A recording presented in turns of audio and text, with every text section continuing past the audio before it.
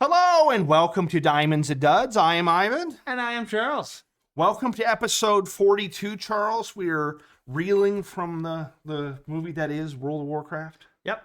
That was we went through war last time. War is hell. If you're interested in our thoughts on it, you can check out the episode from earlier this month. What do we got for us today? Today we have Disney's Tron. I forget if it's called Disney's Tron or just Tron. Tron. But like, I know as a kid, when Disney used to have shit in the vault, this was something that was always thrown about. Is it going to get thrown into the Disney? Because like people who don't know what we're talking about, what Disney used to do is be assholes. They used to say, "Hey, we know you want to watch Bambi, but fuck you. You're not going to get to watch Bambi for like 15 fucking years." Yeah, and so they put it in the vault, which means you couldn't unless you had a home copy, which that wasn't a thing to the mid to late 80s. You couldn't see it because it wasn't going to be available for purchase. It wasn't going to be shown on TV anywhere, and this is really big again in the VHS area because the whole point was there was starving, driving up demand for when it started. This day and age, I don't think it's a big. No, I don't think it's because I think nowadays Disney's understandably pivoted, and the big thing is getting as many people on the Disney Plus and shit as possible. Get as much stuff on there as possible. Yeah, I just remember one thing I hated about that growing up, there's an animated Disney movie that I always wanted to watch. My mom was like, "No, it's not appropriate," and so it's called The Black Cauldron. Oh, okay, animated one. It's based off these books or something. I never read the books, but I remember watching it. It's dark. It might have been PG even way back in the mid. Which back then, no matter what, Disney movies were G. Yeah. But then one point later, I'm like, screw it. I'm gonna go get it or something because I want to watch it, and it was in the vault. I was like, fuck you. I still never gotten around to seeing it. It's not supposed to be one of Disney's better animated movies. I always remember the fact that we just sort of never watched it. I didn't remember why, but yeah. Mom didn't want us to. It was also it was during the 80s were not kind to Disney animation. Remember Disney because Disney's Scholar right now, but prior to Little Mermaid. Before Little Mermaid, Disney's animation studio was one bomb away from closing. I remember that because their animated movies in the 80s bombs. Little Mermaid was early 90s, right? Yeah, late 80s, early 90s, but yeah. Because I remember specifically when that came out, and because that was in an era where all the Disney movies that were coming out were like just shit. Yeah, but that was like it changed. Yeah, that followed by Beauty and the Beast, followed by Aladdin, followed by Lion King. Completely changed. Because the big thing before that, it was not a big thing for the voice actors in there to be known people, like known actors, and that was one of the big things they also started doing, especially with what he called Robin Williams in Aladdin. Yep, the genie. Yep. So, but anyways, back to Disney's Tron. So yeah, I don't know if Tron ever went in the vault, but this is Tron was a big thing. There's been a couple of sequels over the last. I haven't seen either one of the sequels because I'm like, well, I haven't seen the original Tron. But Tron was always a big thing kind of growing up.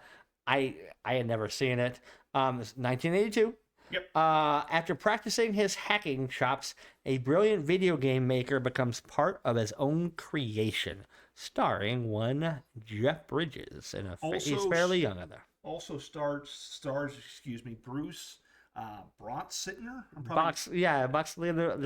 pronouncing it wrong. He plays Alan in this, aka Tron. AKA Tron. He's for you sci-fi fans, he's extremely well known in the sci-fi community. He was one of the leads, I believe, on Babylon 5. Okay. Still acting today. You'll know him. He plays a dad in just a whole shit ton of stuff. Is what it is. And actually, the second most known. Do you know who probably the second most known person to you and I is? Oh, the guy from Lost Boys. Well, no. I'm like, hey, it's the kooky grandpa from Lost Boys. You're along the right path. It's Ram. Ram is one of the most. Who was it? He was in Bill and Ted's Excellent Adventure. Oh, really? He was Billy the Kid. Oh, yeah, he was. Man. Because I was looking up because one of the things I do is as we watch these is I'll look the actors that are in there. I'm like I'll look up to see where I know them from, kind of thing. Because then the female lead was big in Caddyshack and did a bunch of stuff like that around. Yeah, I remember her in Caddyshack. This was directed by Steven Lisberger. He only directed 2 things post Tron, which I thought was very interesting. Oh wow! Because Tron it's not like Tron was like not a hit. But like virtually all of his stuff post Tron on his IMDb page is all Tron shit. Yeah. Like, and part of it's probably like credited for characters and such. Yeah. But like, I think he was like heavily involved in like the lore and shit for the sequels is what. Yeah. And actually, Tron got 2 Oscar nominations. Charles. Visual effects got to be one. Costume and sound. Not a visual effects. No, nomination? it was and it got a bunch of other nominations for Oscar-y shit, but it got for costume and sound, which I thought the visual effects, and it's who knows, maybe in '82 they didn't do visual effects, which is possible. Yeah, a couple of interesting things I looked about it because I looked around because this is a combination of live action and digital. You can probably make an argument that if you factor in time period and what came after, this is from a effects digital standpoint, this is probably the most influential, revolutionary movie ever. Financially, it was not. It was a disappointment.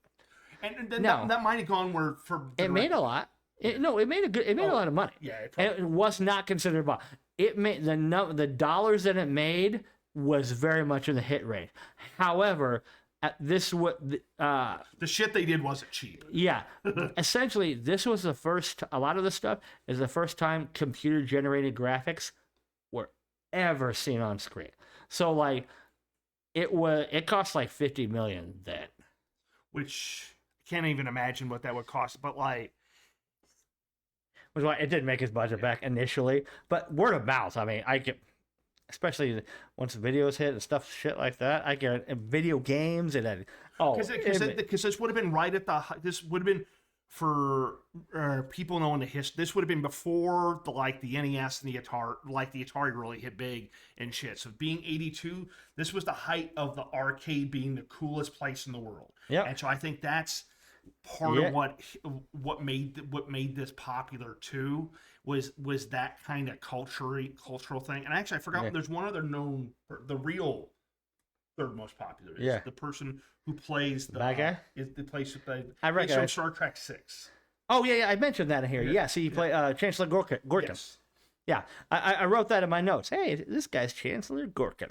None of the characters in this movie play double duty in terms of and that's with the exception of Ram, because he doesn't have a real person. Basically, they use it themselves in the real world, and either themselves in the digital world, or in majority of cases, basically representing the program that real person created. Exactly. And one of the things I think can be, I think timing wise, I'd like to say we planned this perfectly. Like that this is the perfect time to do Tron. But like the fact that this is a story about AI potentially taking over the world. I know, right? Because basically what the plot of this story is, for those of you who haven't watched it, is that it's about a computer program becoming self-aware and like taking over shit. Yep. Which is it's basically they don't call it AI, or if they do, I don't reckon. I don't. They but again, we are we are talking 1982. Exactly, and it's basically AI, and then it's meant to be a story about how that is scary, and we need to be careful about that. Yeah, exactly, right? Yeah, and so basically, so you have we start off with a little hit in the computer world, Tron, and so we meet Master Control Program. Well, who I thought initially was a Master Control Program. Right guy, Gorkin guy. We know later on he's Sark. He's basically the Master Control Program's, right-hand guy. Yeah, right-hand guy. By the way, we'll get to it later in this movie. This movie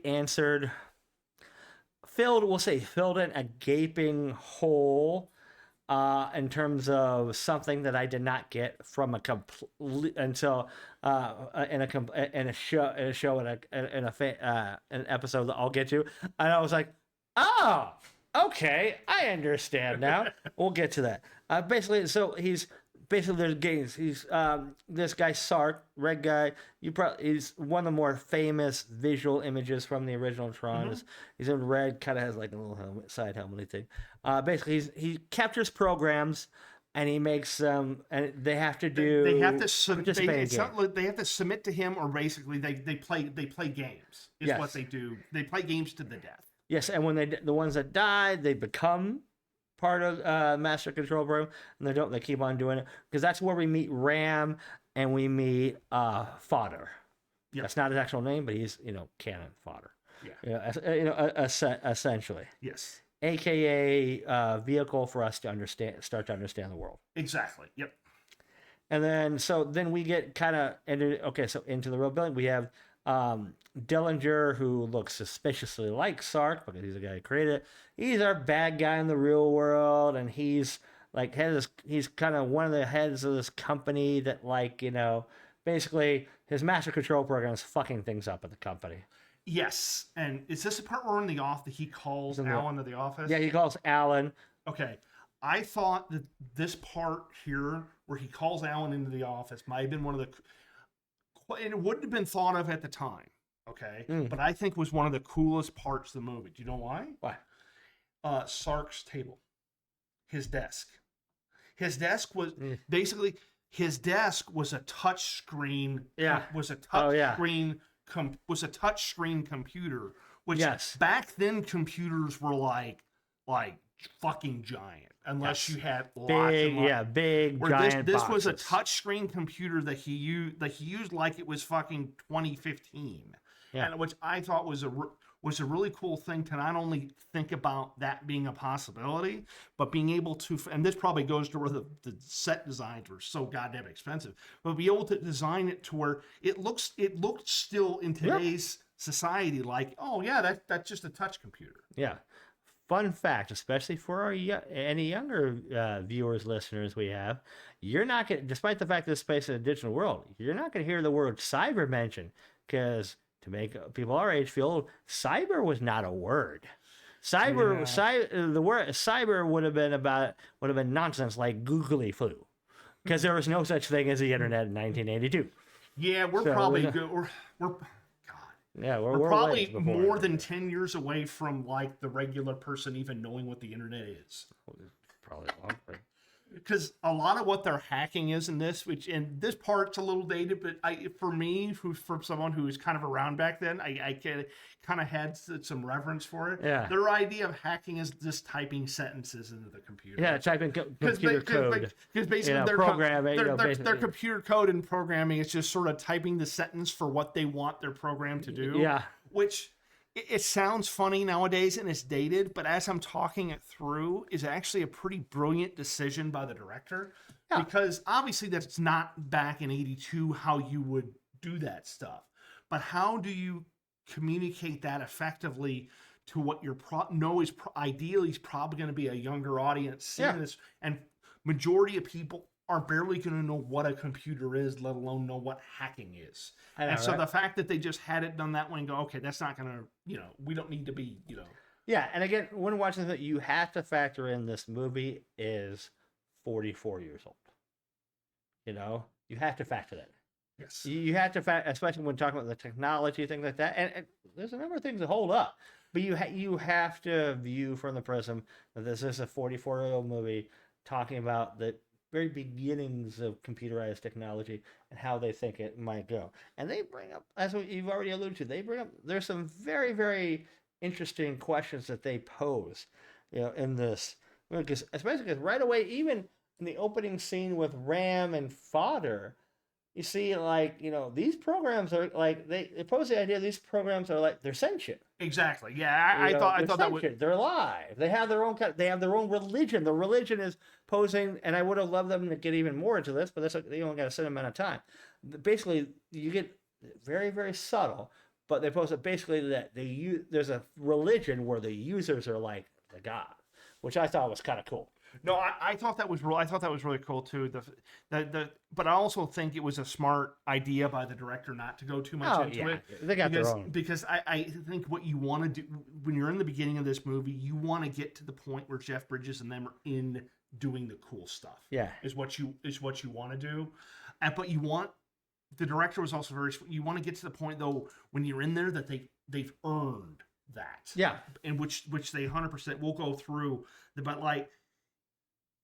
You also then once we get through with Alan and Dillinger / Sark there at the office, then is that when we get to the? Because at that point we don't get Bridges yet, right? Well, we got him very briefly. We got him briefly because Bridges had tried to hack in because that's what we see. Because he's trying to get like parking tickets or something erased or something. He's been trying to get evidence because he's the one that designed a lot of this stuff. Dillinger kind of kicked him out, and he thinks that somewhere on there's evidence that he created a lot of this stuff because he's stuck, running an arcade, and so he tried to hack in there, but Master Control's has been unleashed and going, and so we see bad programs are red, good programs are blue, and I think this is the only time it happens, and then Bridges at that point is hacking, and then he kind of has a yellow tint. That's really the only time that color is used. And then then Dillinger with Alan at Tron later on. Basically, he's like, all right, I'm freezing everybody else out. Everybody shut down while I basically. Exactly. So you can't do any of your stuff. And I thought the colors also was a really smart idea. It's another easy way for people who don't know a lot about computing to go, okay, red's bad, blue's good. Yeah. It's super easy to. Yeah. Did you catch what Dillinger's password is for the Master Control program? No, I should remember. They said master. I'm like, oh, that's not very secure. Oh, then I thought this was funny. Like at one point, we get a quick shot of like all the cubicles in there. Jesus Christ, there's a lot of cubicles. It's like probably 50,000. It looks like. But it's like old school cubicles too, where it's like they're the full walls and like little tiny rooms, and it's like you're basically by yourself. In prison. I'm like, fuck, that's a lot. Like probably didn't need that many, but it's also not a big thing. I just kind of thought that was a big. Yeah. Truthfully, Charles, that was probably just an office building where that's normally what. Probably people's. Probably. It's probably got an image of it. We get introduced Tron. He's basically a security program that's out to try to stop Master Control that Alan created, and Master Control is after Tron. Yep. So we also get between Dillinger and Master Control. Dillinger is Master Control program's bitch. Yes. Which again, like you mentioned, AI wasn't even a thing. That will probably I doubt it was even more. But it's just this Master Control program is clearly a rogue AI. One step away from fucking Skynet. Exactly, and because was Terminator was after this, right? Right around 2 years. 2 years. Terminator 1 was 1984. Okay, so it wouldn't surprise me if some of the ideas for Skynet probably came from this, because there's one of the parts later that we can talk about too, is that it's like Sark also Dillinger gets getting worried about Master Control because Master Control starts talking about how companies are boring. Yeah. And that he's going to go after the Pentagon and the Kremlin. Yep. Yeah. I would absolutely. I mean, I haven't talked to James Cameron personally in a while, but I would pretty much guarantee that there was some kind of influence there. Which this would have been. Tron would have been one of the most popular. Yeah, it's one of those influential movies. Yeah. We get introduced to old crotchety scientist guy, aka the grandpa from Lost Boys. I'm like, oh hey, cool. And basically he's like, which is right there behind Charles. Yeah. Lost Boys. Cool vampire movie. And so he has a small role, but he's trying to and so it sounds like he's maybe one of the people that created the company originally and created a lot of the programming stuff in general, but it's kind of been overtaken by Dillinger. Yeah, and so we get the female lead kind of says, all right, so she takes Alan off site to meet with Jeff Bridges, who she knows can possibly help hacking. Was the laser part before that? Oh, that's what one of the things they talked about. Yes, they introduced They introduce. Oh yeah, that's what the crotchety guy kind of there. Yeah, this is like it basically makes an orange disappear, and it's gonna essentially reappear.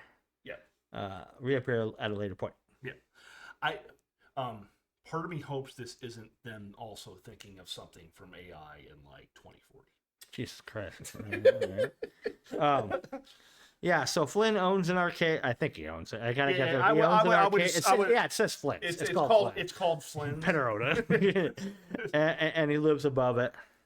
That's where we learn that Dillinger had screwed over Flynn, trying to get evidence. And it sounds they didn't go too much into it. It sounds like Alan and Flynn have kind of a complicated backstory. I think they accomplished what they needed to accomplish, getting those two characters to know each other. Because it's also something they didn't want to spend 20 minutes on it, because the goal of this was to get them into the damn computer program so you can do the cool shit. Yeah. And so, they're gonna basically break into the place, get Flynn on site. He's gonna basically hack in, get Tron to a place where he can basically do his thing to master control program. Exactly. Basically, get Tron into the master control program where he can. I forget if he's getting the evidence or if he's gonna do the same as well. Jeff Bridges chooses an unfortunate location to do his hacking. Yeah, for some, and I think they kind of for my purposes. It's a server room, so I think it's clear he has to go there. It's a server room also, but they make a point of since they showed the laser earlier, they also made a point of saying that the female lead, I forget her name, but they made a point of saying that she's going to lead him to a computer that he can use. Yeah, exactly. Which I think is perfectly fine. Oh, totally. Perfectly. This isn't one of those things where they're they kind of are thinking off their ass. Yeah. So, and basically what happens is Master Control Program's getting kind of pissed and, telling Flynn to stop, and he won't stop. And so Master Control Program activates that laser and digitizes Flynn into the digital world. And so now Jeff Bridges is now fully in the digital world and not in the real world. Yep. Oh, the one thing I have to backtrack just because I have one comment here. Charles. Yeah.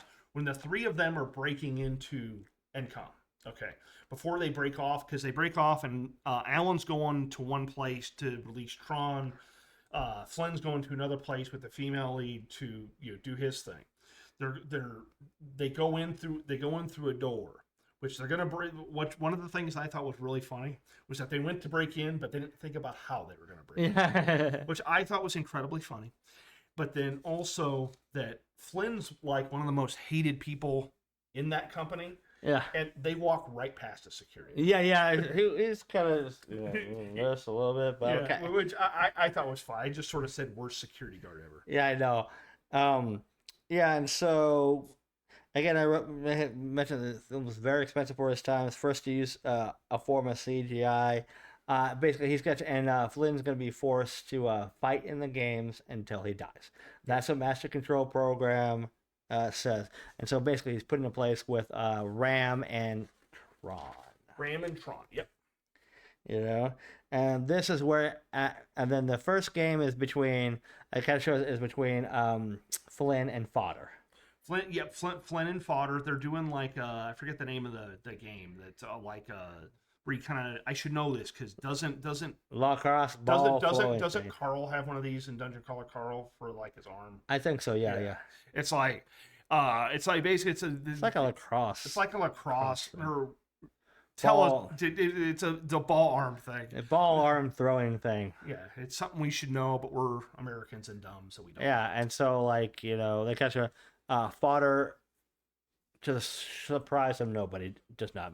Flynn doesn't try to kill him. He's like, no. Flynn doesn't try to kill him, but I think Flynn also realizes at a certain point he has to play. And then basically, but after it's clear he's won, he won't finish him off. But then Sark finishes him off. Exactly. Because basically, what the game is that you have to ricochet the ball off something, and if it hit, there's they're on a target portal. Anytime you hit one of the targets, the circles around the target, that part of the ground disappears. Yeah. And if you fall through, your program's destroyed. Yeah. And so after that, we get the light cycle race with some evil programs, but also Flynn, Tron, and Ram. And this was the only part of the movie that I knew about. And I knew this there is was this is one of those popular moments in film history. Yeah, it's the iconic. We have red, blue, and yellow. Yeah. Light cycles, and it's like maze, really quick turns. It's really pretty cool. One of the cycles breaks a hole in a wall, I think. Yeah. And Flynn, Tron, and Ram make their escape. Yep, they make their escape. Let's see. And one thing I noticed, one thing that kind of looked up the whole digital look, the computer, it was a painstaking long combination of both digital and animation process. Okay. It took a long time to do, and why I'm like, can't believe it didn't get nominated for like visual effects. The only thing that makes me wonder is if maybe there wasn't special effects stuff. Maybe, I'm not sure. And so they go through that cycle thing. They get out. They go away from their cycles for a bit. Is this where they you find out water heals them? Right around that time, water heals. Well, because basically the three, because you have kind of a cool interaction here between Tron, Ram, and Flynn. Because what your Flynn's saying he doesn't remember a lot of shit during the course of this. I think Flynn does, but Flynn thinks he's fucking crazy. I think he's not sure if he's dreaming, he's hallucinating. Yeah, he's not. He died because this isn't the. And so he hasn't mentioned that he's a quote unquote user to him yet. But like one of the things Tron mentions is that he needs to get in contact with his user, and there's a tower that he has to get to in order to do that. Yes. Exactly, and then and that's kind of like their goal. When I say we do get a brief, throwback to Sark and his room or whatever and he's issuing orders as far as trying to recapture them. And just in the background, there's a big monitor on the wall with just a lot of bits and bobs. A little funny Easter if you go back, a Pac-Man's on the wall. Oh, that's cool. Like in the middle of everything, like, oh hey, there's a little Pac-Man there. I thought that was kind of cool. Oh, that is cool. Kind of a nice little throw in. And again, so as they're talking, getting to know each other, and again, it's clear that these programs are sentient. Yeah, exactly. And it's very interesting questions and applications that kind of come from that. Because I forget exactly, I didn't write it down, but like you find out a lot of backstory on these guys too. Because for Ram, for a character who wasn't going to be in the movie a whole hell of a lot, you get a lot of background. And like he talks, I want to say he worked for like an insurance. Yep. He worked for an insurance company, and he really liked it because the insurance company he worked for was a good one to help people out. He really liked the idea of helping people out and putting people in a better spot than they were originally. Yeah. And I thought just having a simple line like that really, I thought was really cool. Yeah, and then here's where you're also, we have to kind of, where Flynn learns that as a user, he's able to interact and do things in the world, in the program, in other ways. Okay, you want to call them powers, whatever. But as a user, he can actually adjust the code in a few ways that they're would not normally be able to do. And they find, which allows them to get like basically kind of a broken tank kind of thing, and they start running around until it gets blown up. Yes. And then first the light cycles get blown up. First because the three of them they're trying to make their way to that tower that Tron was talking about, and then there's a bunch of tanks, which is kind of a callback to when Flynn was trying to hack earlier. His program from back then got destroyed by tanks, and so there's just a shit ton of tanks like chasing after him, basically. And they have a part where Flynn and Ram's cycles get blown up so much so that Tron thinks they're gone. And he just continues on because he doesn't have time. Yeah, he thinks they're dead. He thinks they're dead, and the mission's more important, basically. Yeah, and afterwards, so Flynn is able to commandeer one of the tanks for him and Ram, who's been injured. And as I just make up like Flynn's driving is not. It's not great. It's not stellar. There was like an actual like tank that wasn't like looking for him, it was on like another level just moving, and Flynn just drives by and actually fucking destroyed it. I wrote down like that. I'm like, Flynn, that program had a family, had kids, and now it's gone. But but then we get Ram eventually does die. Ram eventually does die, which, again, the fact that this was a Disney movie in the early 80s, I thought was a kind of a. I think that was a crucial moment for the movie because it showed to the audience that people weren't safe in this. And you had cannon fodder who died earlier, but I don't think that was really anything. But I think the fact that you had a character that they took time to develop who had been taken, I think was a good thing. Yeah, and so we get to when Tron gets to the the tower where the digital version of Old Fart is. Yeah. He gets there. There's also a digital version of the woman, female from the program she created, and then Flynn eventually gets there too, and Tron's able to contact Alan, which basically codes his disc or whatever. He'll now be able to go. Because basically, Tron's able to get in touch with Alan in the real world, who Alan then basically gives him the code for his disc to be able to destroy the master control. Yep. And then, but Sark has found him. He's kind of ramming them with a program that's basically a battering ram, which is kind of cool. And there's Flynn's doing some fighting. And so he's fighting, he's getting rid of a couple of programs. The last program is on that he's, for instance, like a guard on a level above him. I thought this was funny. The program looks, he has a digital spear or whatever. He throws a spear into the abyss and then he jumps into the abyss rather than fight Flynn, which I thought was hilarious. I thought that was such a funny take to have. Yeah, just like fuck this. So I was highly entertained at that moment. I was too. And the other thing I wrote down at this point, which is kind of curious for a movie that was about an hour and a half long, is that I really appreciated how this movie took its time. Yeah, it took its time to develop it because it knew that it was going to be a special effects, revelation probably as they're filming it. But they also knew that for something like this, the story is the most important. You can have all the good special. They understood, which is crazy because this would have been one of the early special effects movies, is the fact that the story is still what the most important thing is. Yeah. And so comes the point basically, Flynn and the lady basically they're kind of captured. Tron in the meanwhile is separated. He's making his way kind of to the master programs. And this is where we kind of, and the big thing, and we get a little bit more again about that and then about the fact that again there's a whole religion, where the users are kind of seen as gods. Exactly. Yeah. And here is where we see not with Flynn, but we see with Tron is this kind of big open area because they're also gonna convert all the other good programs into because basically the master control program is starting to get a little hungry, and for lack of a better way to phrase it, and he's getting.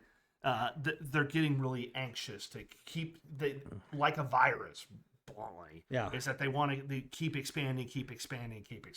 Yep, and so here's where we see the actual master control program, in which I'll go into kind of the whole of this filled for me. It basically is this big, huge, orangish kind of five-sided shape. Okay, and I'd seen this shape before. Oh.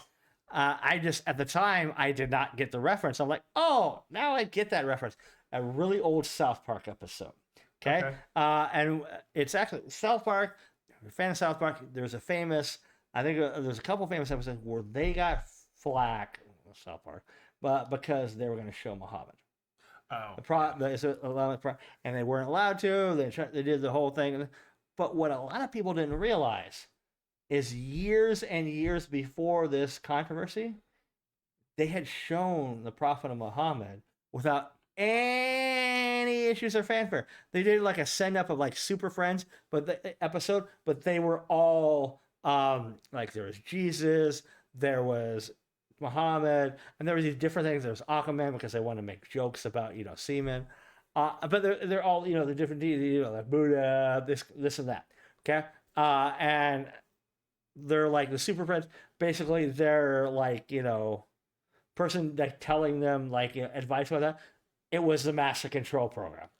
Basically, I never got it. Oh, wow, like, okay. I never got. I'm like, okay, because like the bad guys or whatever, they create a giant like 100-foot tall. Oh no, the 100-foot tall Abraham Lincoln that's destroying everything, and the super friends can't.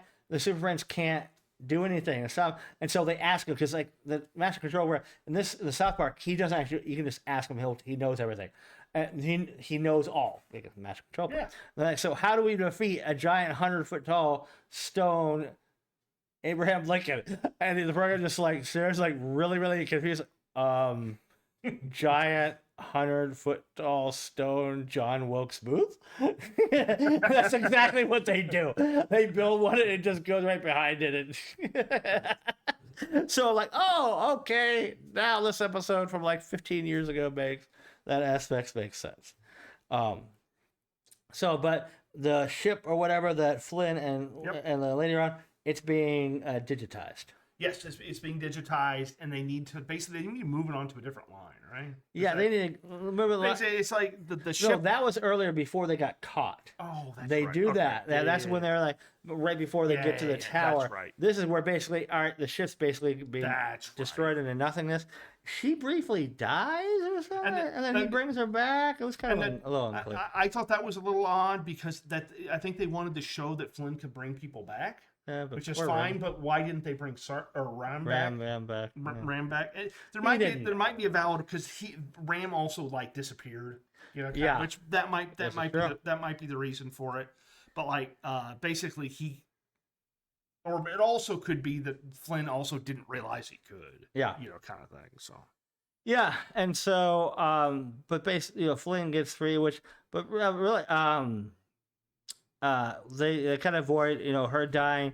Meanwhile, we have a fight scene between Tron and Sark. And this is where eventually the big, because you kind of have what he called the famous disc fighting scene. Yeah, you had the famous disc fighting scene, which is really cool, and for me still really holds up. And now for me also, I kind of lived through this stuff in the 80s, so a lot of this, the quote unquote weird. The weird. Oh yeah. If you were born in 2005, this is going to look shitty as hell. Probably. Probably. So, but again, you gotta. I thought that looked really cool because then Tron wins, Sark is gonna die, but then the Master Control Program basically, a la the last movie we had with Warcraft, basically said, "Hey, fuck it, you get everything." Yeah, exactly, and bring them back to life, and then, but now it's giant Sark. Yeah, now it's Kaiju Sark. Yeah, it's Kaiju Sark. Yeah. Yeah, and so they're fighting. They're kind of fighting, and Tron's kind of fucked, and then Flynn basically jumps into the Master Control Program. The part that him and the lady had positioned themselves is so that Flynn then jumps into that center to give Tron access to be able to throw his disc in there to destroy the program. Yep. And that's what he does. The program gets destroyed. All those other good programs, including Crotchety Old Guy, they get saved before they're completely, corrupted, destroyed, however you want to. No, and exactly. And at the end here, the last thing that they end up doing was what he called Flynn ends up it gets said that he created everything. Yes, he gets the evidence. He gets redigitized into the real world. And they don't, an unspecified amount of time later, Alan and the girl, they meet Flynn kind of on top, and it's clear he's coming in a helicopter. It's basically clear that like he's been given credit and like the company's like his. Exactly. Or he started his own company or whatever like that. Flynn's at the top of Yeah, exactly. Yep. And that's pretty much how Tron ends. There are 2 sequels. Tron Legacy, I don't know much about that. I know, I've only seen the direct sequel. And they're Tron, all in the Tron same Legacy. Exactly. I would, depending on what your rating is here for liking it or not, I would recommend at least kind of it. It puts some additional stuff because the one thing I'll say is they do bring back characters. Yeah, plural. Yeah. From this into it. And which watching this again, knowing that now how much the future ones past that get into it, because I think the actor they cast in that didn't end up being a very good actor, and so I can't remember if Tron Legacy did because they didn't. Tron Ares, Tron Legacy did not do well. Tron Ares basically did its own thing, and Tron Ares ended the franchise. Well, for 10 to 15 years. It was a complete bomb, and part of it was... Ares, the one came out last year? Yeah. Yeah, part of it was horribly received, and part of it is the actor. We're not gonna get into stuff, but Jared Leto's career is probably run out. There's gonna be a point soon where you're not gonna be able to, because there's a lot of controversy with him, and basically he's an asshole too. And I've never there's a lot of stuff documented where basically even the non-accusation people are yeah, no, he's a fucking dick. No, and it's the kind of thing also where it feels like every few years they do something Tron. Once Tron Legacy came out, because there was also a TV series. Yeah, there was also an anime. Yeah, kind of thing that Elijah Wood was in. Oh really? Yeah. And Trisha Helfer. Oh wow. From Battlestar. So all right, so we have 2 rating scales. We have a diamond scale and we have a depth scale. So, and within on diamond it's a legitimately good film. From 1 to 5, 1 means it was good, but you don't need to revisit it. 5 is it's art. It's a fantastic. Dud is it's crappy. It's a bad movie, but the same there are right there. Dud 1 is you'd rather lose a limb than watch this shit again. Whereas 5, as it gets higher, guilty pleasure, so bad it's good, so forth like that. So where are you on the scale, Evan? I'm at a diamond. Mm-hmm. I'm at a diamond of a 3. It probably could have gone up to 3.5 or higher for me, but it kind of started stalling a little bit towards the end. It felt like they didn't really want it. They didn't know what they wanted to do. Kind of once you're about 75% of the way into the movie, they had done a bunch of good stuff, but they weren't 100% sure the direction they wanted to go. Yeah. And then at the end, it felt like since it was only a half hour, they probably should have added 10 or 15 minutes at the end of this. Yes. To kind of better tie in some of the ending stuff. Yes, especially post real world, back in the real world. I think, and part of this was what I'm about to say is probably they couldn't do this because it was a Disney movie. I think that Jeff Bridges' character should have died, jumping in to the center, and have that be, or have him not leave.